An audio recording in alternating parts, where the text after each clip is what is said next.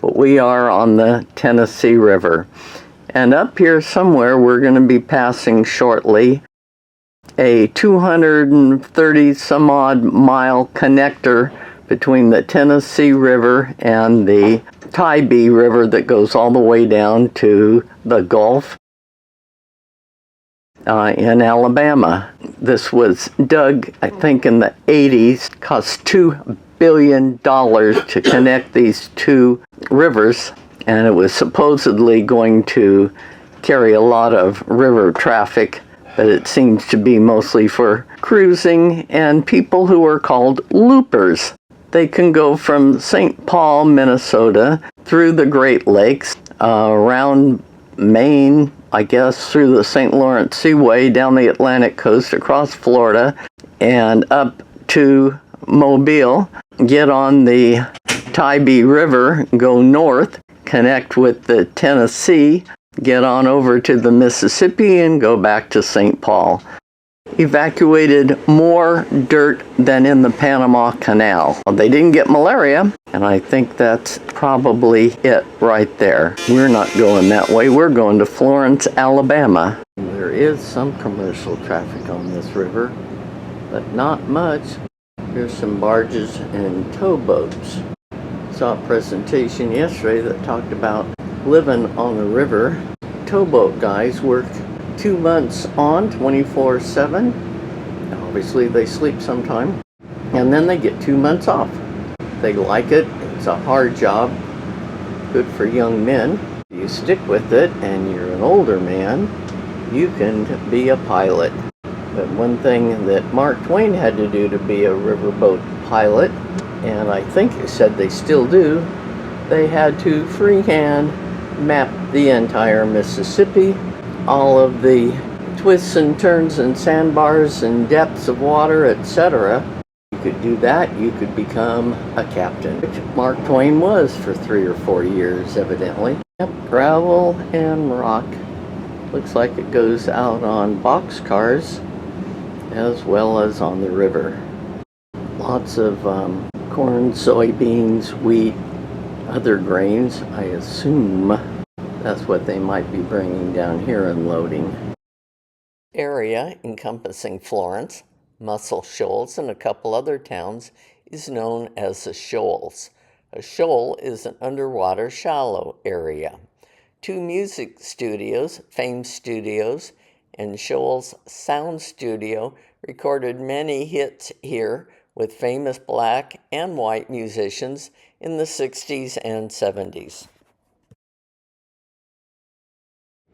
Significant to the textile industry, and there are hundreds of people who lost their jobs when all those left. So it was very traumatic for the town, and it took the city of Florence many years to work through that trauma and get back to No normal. major battles here, So lots of we had an skirmishes, press fair here this constantly weekend, so occupied that's why you still by see tents around. one side or the This other, is going to be so our you never first knew stop, who the to watch. Kennedy Douglas Center for the This is as Woodrow a Wilson facsimile Park. of an antebellum of a plantation that was northwest of here called Forks of Cypress. It burned in the 1960s by lightning strike. The main street coming through Florence, when it was built in the 1840s, the family had to get special permission from the state legislature because the street ran on through, but the family wanted to be at the very top of the hill at the end of the street. So this street stops right in front of that house. Florence is frequently referred to as the birthplace of the blues. W.C. Handy was born here and is known as the father of the blues. Frank Lloyd Wright designed house only open for us today. 1940 Smithsonian-style house. The land this house stands on of almost 2 acres, and the money to construct it were a wedding gift to Stanley and Mildred Rosenbaum from Stanley's parents, who live right behind us in the nice house with the blue awnings. 12 to 1,500 square feet, 3 bedrooms, 2 bathrooms in its original L-shaped configuration. So basically from that little statue behind Robert, this direction is the original structure.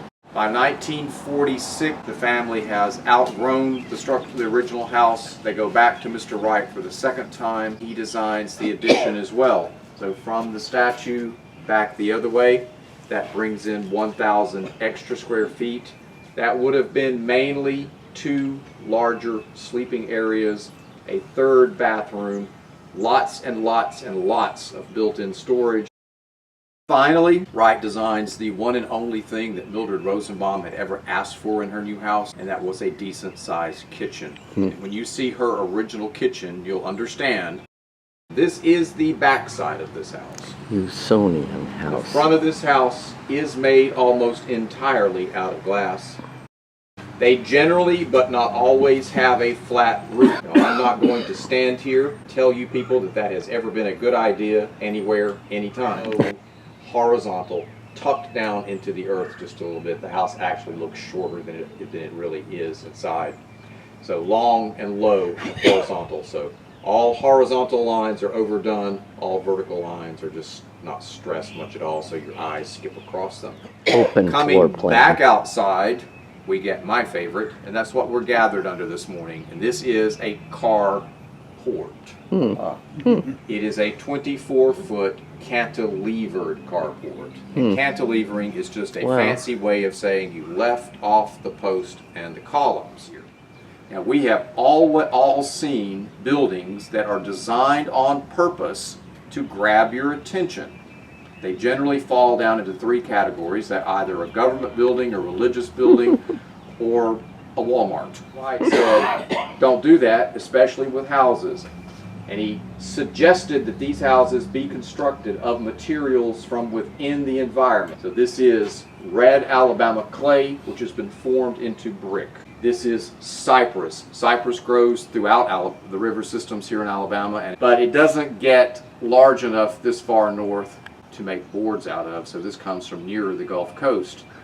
Every place you look in the state of Alabama, including this yard, you will see pine trees, and this is pine plywood, a brand new experimental building material at the time. And the last thing is concrete. Once again, local materials fashioned into concrete. And when you get inside this house, you're going to look around for a minute and you're going to say, wait a minute, Wright used the same building materials inside as he did here on the outside. What's the story behind that? Told you simply it was to save cost. But the real reason is to blur the lines between inside and outside. Nice living room area. Low, plywood, concrete, inside and out. There's a dining table. Not for big parties. A little kind of reading nook and desk. 2 steps down to separate it from the living room, such as it is, rather small. House was originally 1,100 square feet.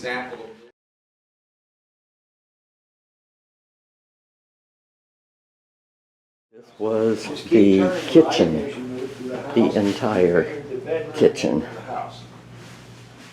Cozy bedroom.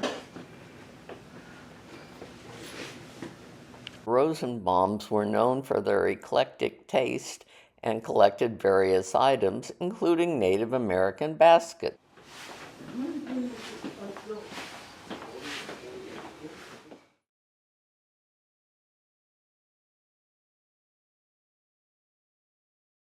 Rosenbaum was quite a weaver and did lots of handcrafts.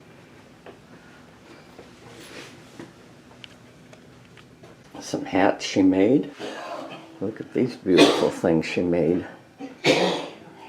Nice sweater. The greatly improved large kitchen, not by our standards. Dishwasher, electric oven, garden. I'd call it a Japanese garden, I'm sure. Actually, we have bunk beds down here. You can sleep 4 in here, so definitely the kids' area. And another fireplace.